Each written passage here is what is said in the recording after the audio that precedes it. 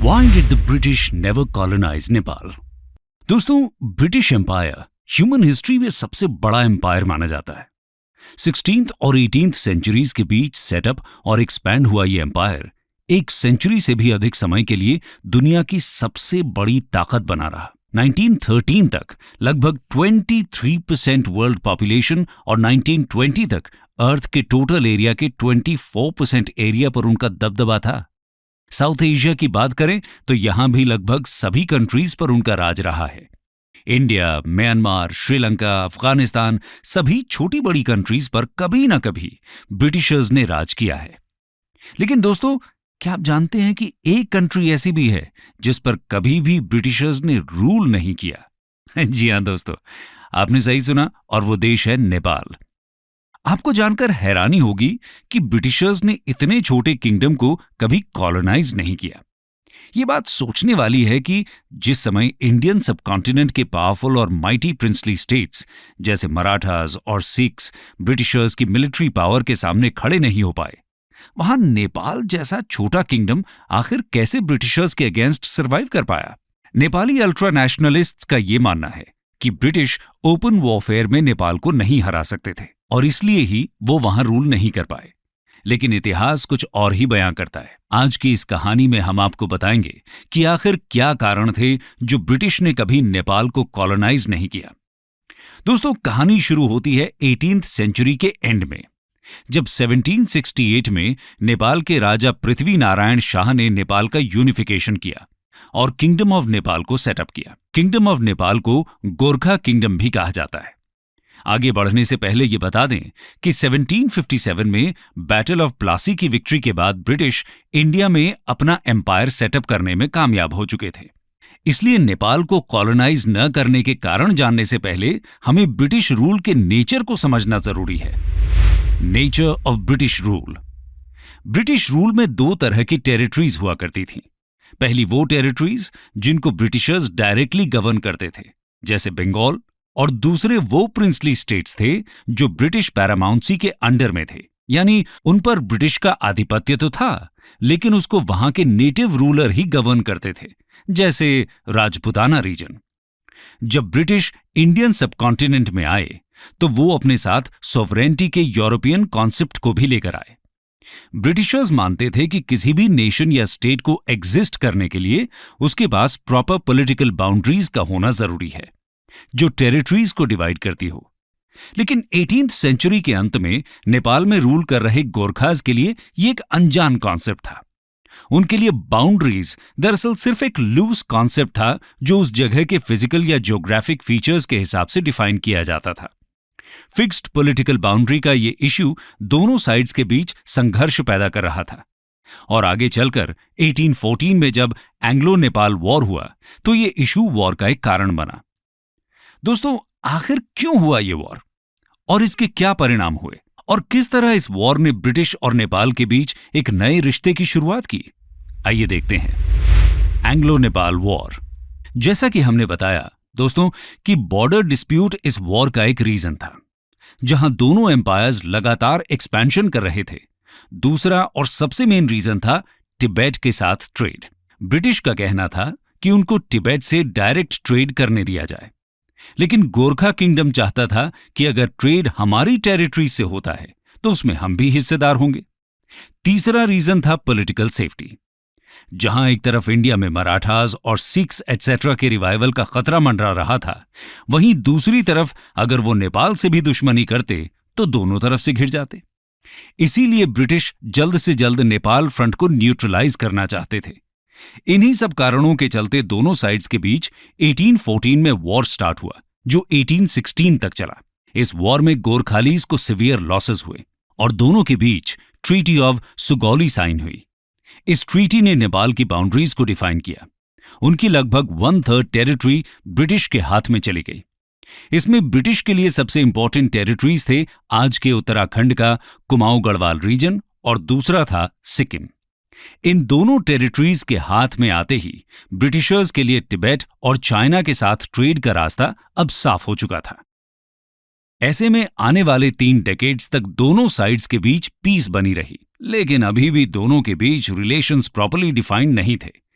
इन 30 सालों में नेपाली कोर्ट और काठमांडू में रह रहे ब्रिटिश रेजिडेंट के बीच लगातार पॉलिटिक्स चलती रही। कोर्ट की नोबिलिटीज 2 पार्ट्स में डिवाइड हो गई। एक साइड का मानना था कि ब्रिटिश को एलाइज बना लिया जाए और दूसरी साइड चाहती थी कि ब्रिटिश के अगेंस्ट वॉर किया जाए और सारी लॉस्ट टेरिटरीज को वापस लिया जाए। लेकिन उस समय नेपाल के सबसे इन्फ्लुएंशियल मिनिस्टर भीमसेन थापा ने दोनों ही साइड्स को दूर रखा। यानी इन 3 डेकेड्स में ब्रिटिश नेपाल के पॉलिटिकल स्फीयर पर सिर्फ नजर रखे हुए था। ये उनकी वेट एंड वॉच की पॉलिसी थी। वो ये इंश्योर कर रहे थे कि ब्रिटिश के इंटरेस्ट्स को नुकसान न हो। 1846 तक ये सिलसिला चलता रहा, जब नेपाल की हिस्ट्री में एक इंपॉर्टेंट फेज शुरू हुआ। 1846 में नेपाल किंगडम पर राणा डायनेस्टी का रूल सेटअप हुआ। राणा डायनेस्टी ने किंगडम में टोटलिटेरियनिज्म यानी समग्रवादी व्यवस्था स्थापित की। यानी किंगडम अब पूरी तरह से सेंट्रलाइज्ड हो चुका था और सारे ऑपोजिशन को खत्म कर दिया गया। राणा डायनेस्टी के रूल में नेपाल के नेचुरल रिसोर्सेज का इस्तेमाल ज्यादा से ज्यादा रेवेन्यू अब्सॉर्ब करने के लिए किया जाने लगा। दोस्तों, इंडिया में जब 1853 में फर्स्ट रेलवे इंट्रोड्यूस हुई और उसको एक्सपेंशन स्टार्ट हुआ, तो उसके लिए टिम्बर नेपाल से लिया जाने लगा, जिससे नेपाल की इंडस्ट्रीज को बहुत मुनाफा हुआ और वहां की इंडस्ट्रीज फलने फूलने लगी। लगभग 1 सेंचुरी तक चले राणाज के रूल ने ब्रिटिश और नेपाल के रिलेशंस की काया पलट कर दी। दोनों के बीच अब अलायंस सेटअप होने वाला था और यही एक मेन रीजन बना जिसके कारण नेपाल को ब्रिटिश ने कभी कॉलोनाइज नहीं किया। आइए जानते हैं राणाज और ब्रिटिश के बीच कैसे संबंध स्थापित हुए। राणाज एंड द ब्रिटिश। दोस्तों, राणाज ने ब्रिटिश को एक एलाय के रूप में देखा।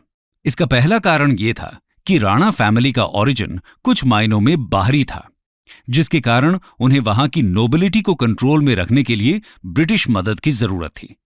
इसके बाद उनका सिग्निफिकेंट रोल आया 1857 के इंडियन रिबेलियन में। 1814 में हुए एंग्लो नेपाल वॉर में ब्रिटिश गोरखाज के मिलिट्री कैपेबिलिटी से वाकिफ हो चुके थे, जिसके बाद ब्रिटिश ने गोरखाज से मिलिट्री रिक्रूटमेंट्स शुरू किए। रिबेलियन के दौरान गोरखा यूनिट्स ब्रिटिश के लॉयल रहे। रिबेलियन के दौरान हुए लखनऊ सीज में राणा ने ब्रिटिशर्स को मिलिट्री असिस्टेंस दिया।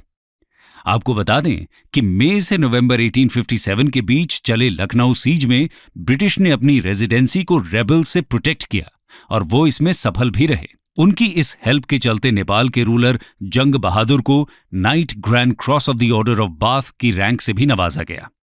यानी अब वो एक तरह से ब्रिटिश के एलाय बन चुके थे। जनवरी 1858 तक दिल्ली में रिबेलियन लगभग खत्म हो चुका था, लेकिन अवध और सेंट्रल इंडिया में रेबल्स अभी भी एक्टिव थे। मार्च में एक ब्रिटिश नेपाली फोर्स ने लखनऊ को कैप्चर कर लिया, जो रिबेलियन का एक नर्व सेंटर था। जून तक रिबेलियन के सबसे फेमस लीडर्स जैसे मौलवी अहमदुल्ला और रानी लक्ष्मीबाई का फॉल हो चुका था, लेकिन कुछ लीडर्स जैसे नाना साहिब, अवध की बेगम हजरत महल एटसेट्रा अभी भी झुकने को तैयार नहीं थे। ये सभी लीडर्स नेपाल की तरफ चले गए और तेराई रीजन से एक गोरिल्ला वॉर शुरू करने की फिराक में थे। इस दौरान उन्होंने नेपाली लीडर्स से उनकी लड़ाई में साथ देने की दरखास्त भी की। उनकी इस रिक्वेस्ट को दरकिनार कर दिया गया।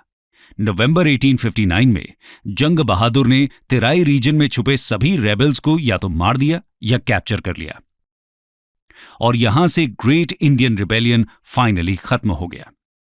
दोस्तों, इस तरह राणाज और ब्रिटिश के बीच फ्रेंडली रिलेशंस बन गए। राणाज को यह उम्मीद थी कि अगर वो ब्रिटिश की मदद करते हैं तो ब्रिटिश और उनके बीच एक फ्रेंडली रिलेशन सेटअप होंगे। जंग बहादुर ने कभी भी ब्रिटिश सुज़ेरेनिटी एक्सेप्ट नहीं की। ऊपर से रिबेलियन को सप्रेस करने के बदले में नेपाल को कई लैंड्स ग्रांट्स किए गए और उन्हें मॉनेटरी ग्रांट्स भी मिले।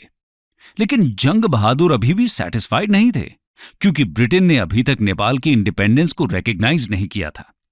आइए जानते हैं कि ब्रिटिश दरअसल नेपाल को किस रूप में देखते थे। British outlook towards Nepal. दोस्तों, इंडिया में ब्रिटिश राज की बात करें तो हम ये देख पाएंगे कि इंडियन प्रिंसली स्टेट्स जैसे राजपूताना भले ही इंटरनल वर्किंग में इंडिपेंडेंट कहे जा सकते थे, लेकिन उनकी फॉरेन और डिफेंस पॉलिसी ब्रिटिश ही डिटरमिन करते थे। ब्रिटिश ने एक्चुअल में ये कभी स्पेसिफाई किया ही नहीं कि नेपाल का स्टेटस बाकी प्रोटेक्टोरेट स्टेट्स जैसा था या नहीं। और इसी डाउट के चलते नेपाल की कोई इंटरनेशनल लाइफ रही ही नहीं, क्योंकि उनकी फॉरेन पॉलिसी पर भी कहीं ना कहीं ब्रिटिश इन्फ्लुएंस बना रहा। एग्जाम्पल के तौर पर देखें तो 1883 में जब नेपाल और तिब्बत के बीच वॉर की संभावना बन रही थी, तो नेपाल ने ब्रिटिश से मॉडर्न वेपन्स मांगे और बदले में ब्रिटिश ने अपनी आर्मी के लिए और ज्यादा गोरखास की डिमांड की। यानी एक तरह से उनकी इंटरनेशनल पॉलिसी पर भी ब्रिटिश का दबदबा था। राणा डायनेस्टी के चंद्र शमशेर अगले सिग्निफिकेंट लीडर थे, जिन्होंने 1901 से 1929 तक रूल किया। चंद्र शमशेर ने ब्रिटिश आर्म्स और एम्यूनिशन के बदले गोरखा रिक्रूटमेंट को पूरी तरह से अलाउ कर दिया।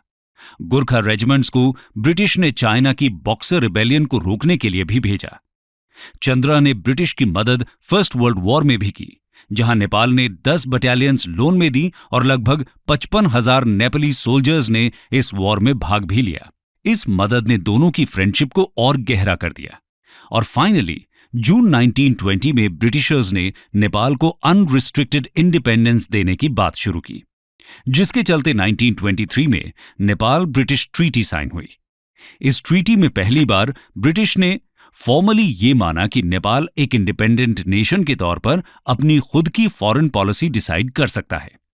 इस ट्रीटी को चंद्र शमशेर की डिप्लोमेसी का अचीवमेंट भी बताया जाता है। आपको बता दें कि यही ट्रीटी 1950 में इंडिपेंडेंट इंडिया और नेपाल के बीच साइन हुई treaty of peace and friendship का बेसिस भी बनी। तो दोस्तों, शायद आप समझ चुके होंगे कि ब्रिटिशर्स ने क्यों कभी नेपाल को कॉलोनाइज नहीं किया। सिंपल एक्सप्लेनेशन दिया जाए तो ये कह सकते हैं कि ब्रिटिशर्स को एक्चुअल में कभी नेपाल को कॉलोनाइज करने की जरूरत ही नहीं पड़ी। 1814 में हुए एंग्लो गोरखा वॉर के बाद ऑलरेडी ब्रिटिश के इंटरेस्ट्स जैसे ट्रेड और बाउंड्रीज को सिक्योर कर लिया गया था। उसके बाद आई राणा डायनेस्टी का फ्रेंडली नेचर भी इसके लिए रिस्पॉन्सिबल था, जहां उन्होंने 1857 के इंडियन रिबेलियन को रोकने में ब्रिटिशर्स की मदद की। इसके अलावा राणा रेजीम ने ब्रिटिश को एक सिक्योर बॉर्डर भी प्रोवाइड किया। साथ में ब्रिटिश की नेपाल के रिसोर्सेज पर भी पकड़ थी, जैसे मेन और नेचुरल रिसोर्सेज। और तो और इस मदद के लिए उनको एडमिनिस्ट्रेशन की चिंता भी नहीं करनी थी, क्योंकि रेजीम उनके सपोर्ट में थी। यानी एक तरह से देखा जाए तो ब्रिटिश का पॉलिटिकल इन्फ्लुएंस नेपाल पर पूरी तरह से सक्रिय था। ऐसी सिचुएशन में आप खुद सोचिए कि नेपाल को कॉलोनाइज करने की जरूरत ही क्या थी।